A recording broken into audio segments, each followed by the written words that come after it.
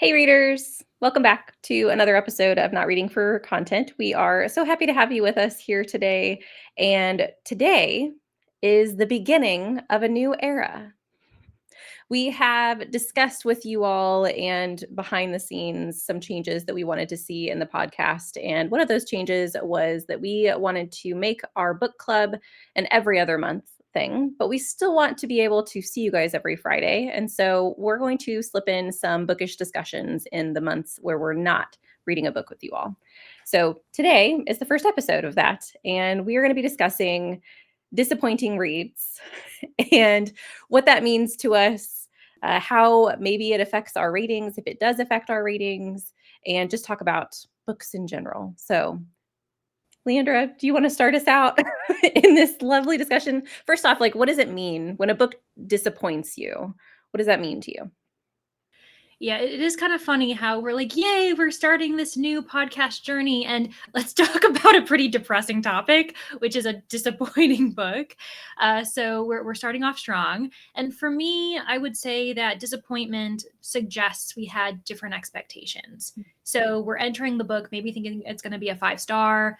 Maybe a handful of people have recommended it to us. And for whatever reason, the book did not pay off. And this is a book we've finished, by the way, because we were discussing this prior to starting the episode, that there's a difference between DNFing a disappointing read and making it all the way to the last page and feeling the disappointment by that point as well.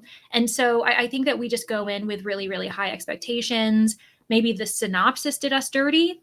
Maybe the author has been someone that we've appreciated before. So we had this trust that we're going to love every single thing that the author made, which isn't their fault if they went in a different direction. But yeah, I think that a disappointing read requires us to think we're going to love it versus going into a book blind and thinking, who knows what's going to come of this?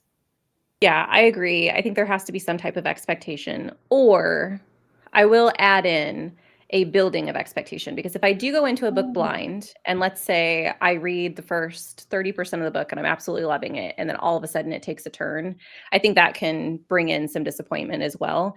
I think that those stories typically I'm probably more forgiving with than the ones that I have an author or I've read a synopsis and I just totally think the book is going to be 5 stars. I'm going in fully committed. Those tend to hurt my heart a little bit more. And so I think that there is definitely a spectrum of disappointment depending on the type of expectations I had for the story to begin with.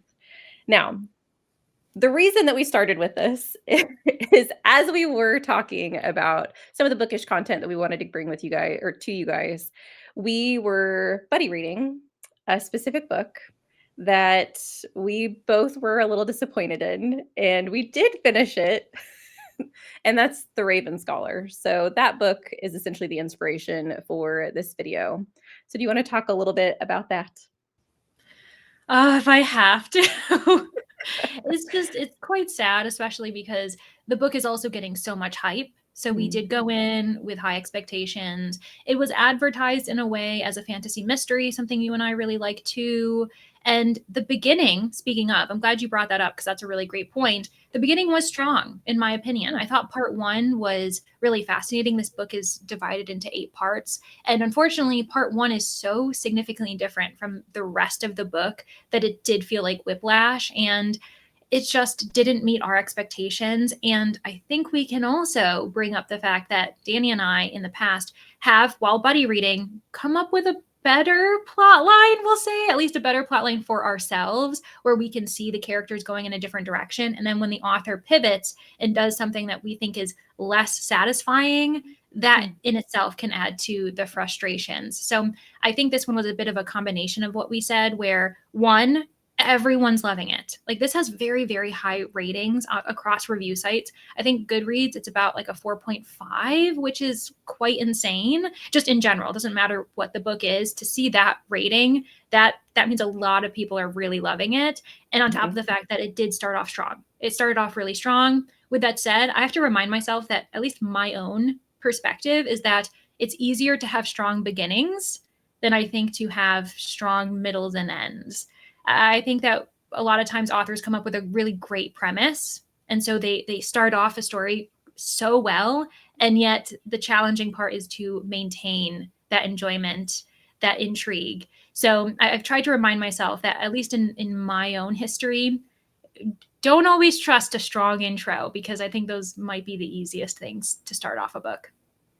Yeah, for sure. I think that it's like you said, it's gonna be easier to come up with a good premise as opposed to coming up with tying up all of the loose ends, making sure everything fits together in a satisfying way that the author is capable of giving the reader and leading the reader down a path that is satisfying, but also makes sense and keeps you reading.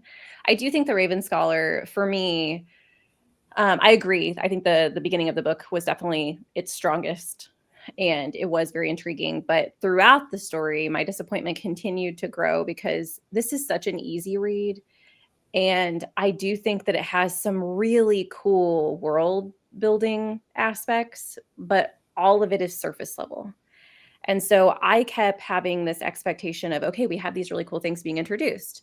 Um, and then we would go nowhere with them.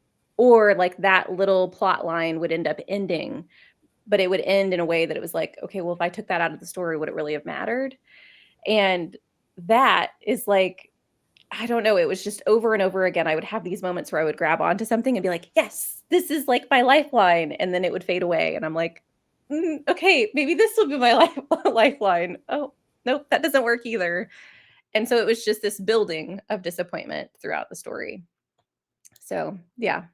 And the hype definitely is something that you feel a little bit of FOMO. Like, I want to be on the hype train. I want to be with everyone else in their love of this story. I've even heard people specifically for this book, I've heard people talk about how like this is the direction that fantasy is heading in. And that terrifies me because no. Please, no. Yeah, I mean, that's great. Like, honestly, it sounds probably like great news for those who are listening and loved The Raven Scholar. For us, not so much, because we didn't really have a great time with it. And you're right, there was this ebb and flow of, oh, see, that's a really good element. And I think that speaks to how, when a book clearly has potential, that there is some really great moments or a really great story arc that just didn't reach what it could have been. That just makes the downfall that much worse, especially because in that book particularly, because we have an author who is new to writing fantasy, at least, her background is writing a historical mystery series. You could see that her strength was in those moments of mystery, but they were in the first half of the book and very far and few in between. And then we're throwing in just too much. It almost felt like it was a Frankenstein book where the author wanted to have everyone have something they could enjoy. But unfortunately, that makes everything quite service level. Like, there's trials, but then there's also empire and politics. And then we've got a murder mystery. And then we have a character who feels very lonely and is kind of the unsung hero, doing her best to protect everyone who hates her. And then we have this love interest, a second chance romance. And I'm just like, there is so much. And the book is so long, so I suppose you could assume, well, we have time for all of this, but you really don't. And that's also where the disappointment comes in, because while there are some people who will just be along for the ride, you're kind of leading a lot of people to be disappointed because not everything is fully done. And Yeah. so we're leaving probably more readers disappointed than obviously the author intended. Yeah, for sure. Well, I don't want to stick all of our eggs in one basket and just talk about one Right. book. That was just the inspiration. That's what led us to this episode. But actually, one thing that we can maybe switch gears to is a longer investment type of disappointment involving maybe a series. So I am far less, I suppose, I'm far less aware of how, we go about reading series. I'm not as familiar with it compared to Danny, especially because my own history with series is mystery series, and usually you can read those in any order, so it's not really that big of a deal. But this year I have been getting more into series and actually finishing them. I've finished like 5-6 series, dare I say, which is very exciting. And some of them, the final book in the series has been the best book in the series. And I'm like, I get it. I understand now why people want to reach the end because it's even better. But unfortunately, weirdly enough, I've also had the exact opposite situation where I finished a couple series and it's the worst book in the series for me. That doesn't mean that it gets a, absolutely horrible rating. I haven't been giving Yeah. these books 2 or 1 stars, but it's not the 4 or 5 stars maybe that I've given past books in the series. And there's nothing left. Like there's nothing to redeem it. And that Yeah. really is quite frustrating for me, I've realized. Yeah, as a longtime series reader, it's definitely frustrating when you get to the end of something that you've absolutely loved and you just feel like you wish you hadn't have finished the book. Like, you just wish that you would have forgotten about the series for a little bit and ended let's say it's a 5-book series. I would have ended on book 4 and just made up my own ending instead of actually knowing that the ending is trash because it's kind of heartbreaking when you have these, like, really fantastic beginnings. I mean, it's similar to what we were talking about with Raven Scholar, where the beginning was really big. It's just more stretched out and more pages for you to get connected with the characters to then have a disappointing end. The series that comes to mind with that is, The Bone Shard Daughter. I Mm. really and to bring up ratings, like, I didn't rate those horribly. I think the last book in the series either got a high 3-star for me or a low 4-star, I can't remember. But the first book in the series was a 5-star, and I'm pretty sure the second book was a high 4-star. So I was really enjoying the series, but it did take a turn in that second book that I was like, "I don't know about this." And then the third book just kinda dug in. And so it's sad when you see, like, this really cool premise, and I get it, like, with that particular book, I think or series, I think the first book was really, really strong because there was a mystery component, and we solved the mystery by the end of the first book. Mm. And so then in the second book, we don't have that intrigue to kind of pull you in and keep you going. The mystery in the first book is also quite dark, and so it adds a little bit of tension to the story and a spookiness, I guess, and then the rest of the series just kind of loses that. And so those were reasons that that series just kind of disappointed me, even though I still recommend that series too. I just do tell people that the first book is the best book.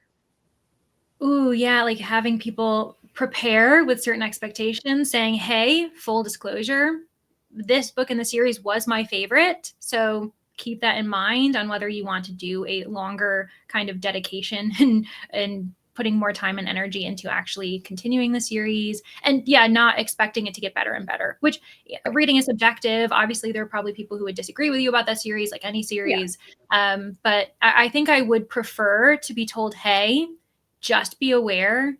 I don't regret reading the series, but the best book is the first book."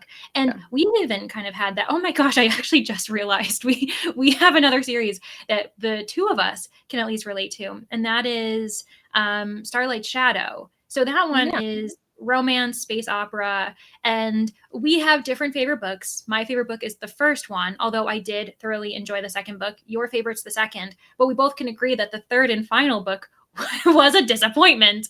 And we didn't rate it completely horribly, but I think it definitely was like 3-star range. And it's just like, oh man, like this is sad. And I hesitate to recommend the series to people. And if I do kind of tell them, hey, books 1 and 2 are the best. And I guess it's not as stressful for that because it really is. There is an overarching storyline going on, but the couples, you can kind Yeah. of just simply enjoy the book for the coupling and then make your decision if you want to continue for the space opera element of it.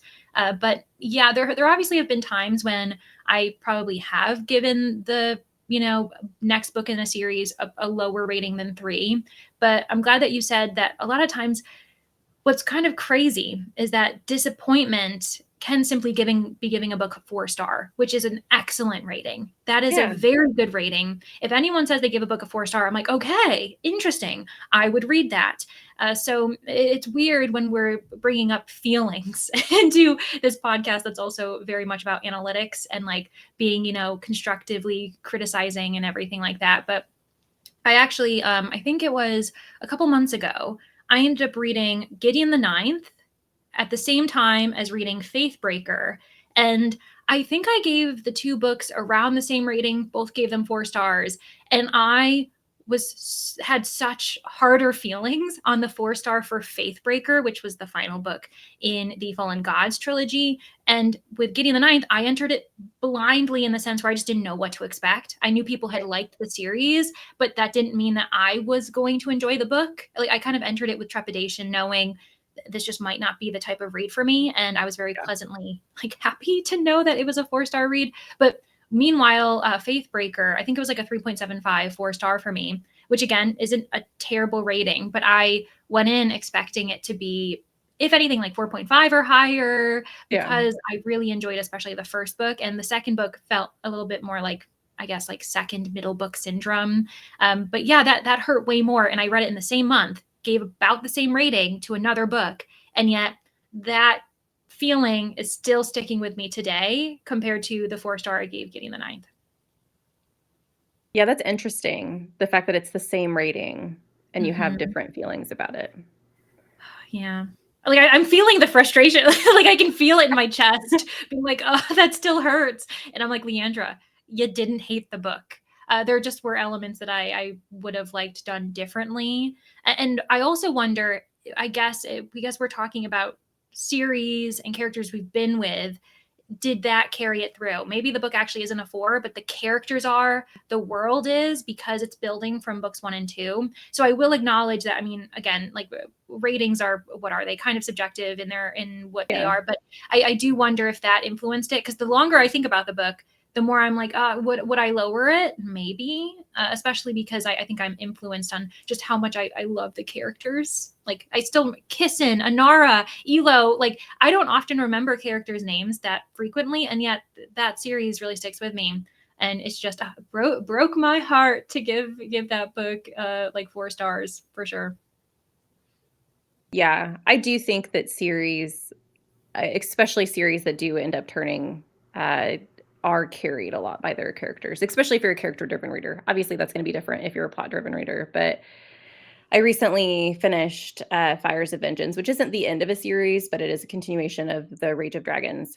And I was quite disappointed with where it went and the fact that we didn't have, um, I'll just say, as much hope as I would have liked. And I think it's the series, I think, is intending to be, I don't know if it's gonna be 3 or 4 books, but so we have quite a bit to go in the story because the books are also quite large. But I was just a little sad to see some of the things that happened in the storyline and certain through lines that we had from the first one continuing and not having an ending or a change in arc. But being with those characters for so long, I do think carried that book a little bit for me. And so I don't know. I recently did I did a discussion on my channel about changing ratings like after the fact, and like as you think about the book and your, I don't want to say that your emotions develop, or I just feel like it sits with you a little bit and you're able to kind of get out of the immediate reading of a story. And I think you're able to be a little bit more objective about your feelings because you're not right after reading it. So yeah, I don't know. I do definitely think that the characters helped that story quite a bit. Now, with that being not a finishing of a series, a continuation of a series, it is a disappointment to you. Are you going to continue the series? And have you done that in the past? Or have there been some disappointing books where you're just like, unfortunately, it's made me not really want to continue, and so you've kind of abandoned the series because you've been disappointed in the middle? Yeah, for that one, I'm still debating, honestly.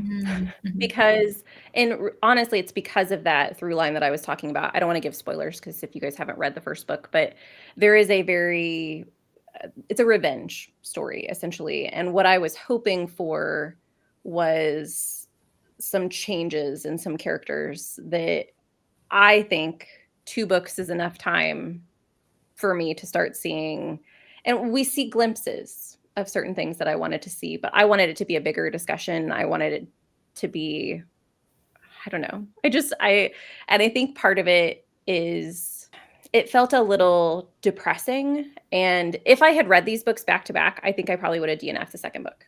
to be honest. Interesting. Yeah. Because the stories are devastating, and that's, I mean, the type of reader that I am, I do prefer, if I'm going to read something that is really heart-wrenching and has some deeper themes in it, I need light to be in the book as well, and I didn't get as much of that in the second book as I would have hoped to have. And so I am still debating on whether or not I'm going to continue the series. Now, luckily for me, the third book isn't even out yet. So currently the decision is being made for me on That's that fine. I can't continue it. But yeah, it's something that I don't know. At this point, my brain is leaning more towards no, we don't need to continue because I just don't want to go through the devastation again. And if I have to reread the second book in order to continue with the third, it's even leaning harder on a no. I don't know that I would continue the series. So, yeah. Yeah, good to know. And I have a follow-up question as well, which is kind of related to everything else we've said, but kind of coming back to The Raven Scholar, right, which you and I just read.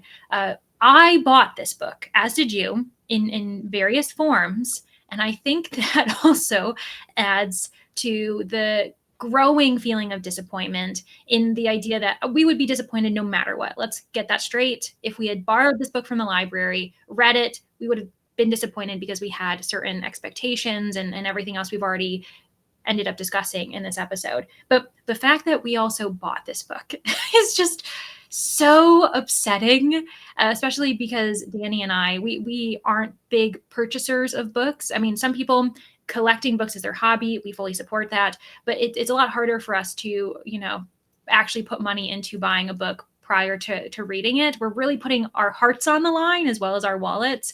And so it makes it really, really hard. And with this, the ratings aren't good enough, in my opinion, for me to say keep The Raven Scholar. I'm obviously going to try to resell it. I might donate to my library, whatever ends up working for me. But my question, and Danny, you can also follow up with this discussion of the disappointment of putting money into a book that you are disappointed with. Do you currently own any books that did disappoint you? Have you kept any of them? Are any I on your shelf? I do own a couple. One of them is actually sitting next to me because I prepared for the discussion. There it is. I do not purchase books typically without Mm. reading them ahead of time because I want my shelves to show all of the books that I've loved. If someone walks in my library, I want to be able to say, like, I can recommend all of them because I've read all of them. That's kind of my goal. And so very rarely do I purchase a book without having read it. But this one called to me as I walked in. I thought it's beautiful covers. There's a cat on the cover. It was described as a goblin story as well, which I've really loved in the past. Kind of goblin. There is a goblin market in this. And I was disappointed. And I think I rated this, it was either a 2.5 or a 2.75. So the reason I still own it is just because I haven't had a chance to get rid of it. I am going to donate it to, well, I might try and sell it to my half price bookstore if they'll take it. We'll see. But I'm going to be unhauling it at some point in time because And what's the it's title? I can't remember if you mentioned it yeah, aloud. sorry. It Okay, I is just Isabel remembered that we Nag. also have audio listeners. Well, we're doing our best, friends. Yes. Sorry. Primarily on YouTube. So yes, I always forget that. It is Isabella Nag and The Pot of Basil by Oliver Darkshire. And yeah, it will be leaving my shelves mainly because it's a beautiful cover, so technically I could keep it on my shelves just for that, and just tell people if they happen to borrow books from me that that's one that I didn't enjoy. But I don't have a lot of room, and I do want to add more books to my shelves, and I don't want this one to be taking space for books that I could potentially love, or already do love. As far as other books in my collection, I think that might be I have The Goddess of the River, which I plan on unhauling as well.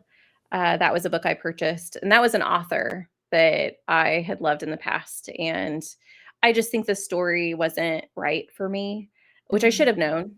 It's because it's a motherhood story, which those are always hit or miss for me, and I absolutely loved Kaikai by Vishnabi Patel.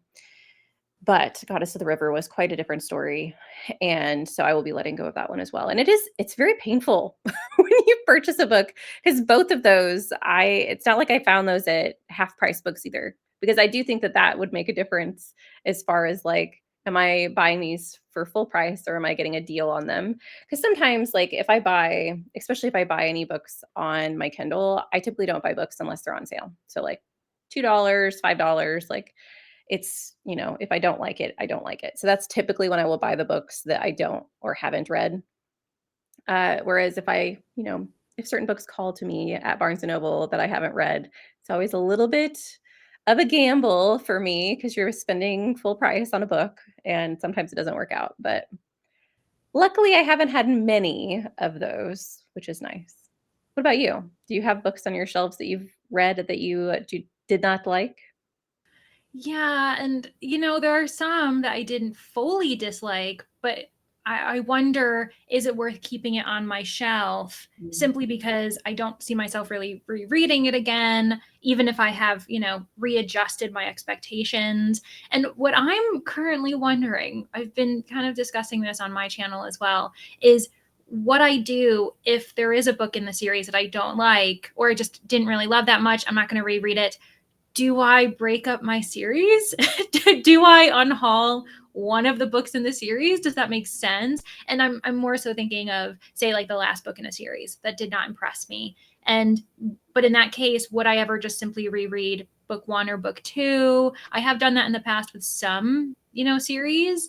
And that's where I'm beginning to wonder, especially just because I don't know. I'm not begrudging past Leander for supporting the author continuing because I expected to continue the series. I had Yeah, this background, but yeah, I feel like I've been more fortunate with my chancier purchases actually, and maybe again, I'm kind of going in with no expectations, but just buying a book and being like, oh, this kind of sounds good. Let me try this out. So it has worked out for me. Infinity Gate, I bought that off the bat, 5 stars, loved it. I ended up buying a book by Samit Basu, The Jimbot of Shantaport. That was risky for me, but I also really loved it. And yet we also have the authors that were risky, and I just didn't end up liking them, or it might be the wrong book. One right. is a good example. You have enjoyed Nat Cassidy's Mary. It didn't Yes. work for me, and I think it's because, unfortunately, I realized I'm not a Carrie person, like a Carrie retelling, Carrie by Stephen King. I don't think I really like the bullying horror or like what can come from, trauma from bullying Yeah. when you're younger. And there's a few other things that go on in that book. But as I was reading it, I was thinking, this is well written. This is certainly well written. Nat Cassidy, I very much appreciate him. However, I just don't think I like the story because I don't like that type of retelling. And so that's a me thing. And I do want to continue and try Nat Cassidy again. But I probably didn't need to buy the book and now I own it. And so I'm thinking that I will unhaul that in the future. Don't regret reading it because it Right. helped see that he's a strong writer and he is an author I want to try again. But now I've learned my lesson to maybe read first and then buy him when I find the story I really like. Sometimes the lessons are going to cost us more than just disappointment, but just a little bit of money, which, the tricks of the trade of a reader, I suppose. Yeah. Unfortunately, that does happen every once in a while. But I also do think that it does, as you say, let us know about our taste. It informs us to pick better books later on. So you probably won't be picking up any other Carrie retellings. Like I think that I love that about reading because it can be a book that as you read the synopsis, even if you didn't realize at the point at the time for that particular book, if you read a synopsis, you find it interesting, or you get a recommendation from a friend and you think like, I'm going to absolutely love this book. If you don't, it can still teach you something about your reading taste and bring you to better books in the end. And in that case, I think that you will eventually like a book by Nat Cassidy just because I think the themes in his books are very well done. And I do think he's a very strong writer. So you get an author out of it, just not a book. Exactly. We get an author, not a book. Totally fine. More to explore. But I think it might be time for us to probably wrap up this episode. Thank you all for listening. If you have your own thoughts, your own reactions regarding disappointing reads, please let us know. Write in. We also are considering discussing an extension of this episode regarding DNFs as disappointments, because that I think is a completely different wheelhouse, even though it's another disappointing type of reading experience. We figured it would be too expansive to try to have all of it in one episode. So let us know if you're interested in that. And we'll leave you off with a book that we are currently reading. I am currently reading A Terribly Nasty Business by Julia Seals. This is a historical mystery continuation. It's a second book in the series, and I'm really enjoying it so far. Regency mysteries just work for me, and I'm very excited to get back to this. How about you, Danny?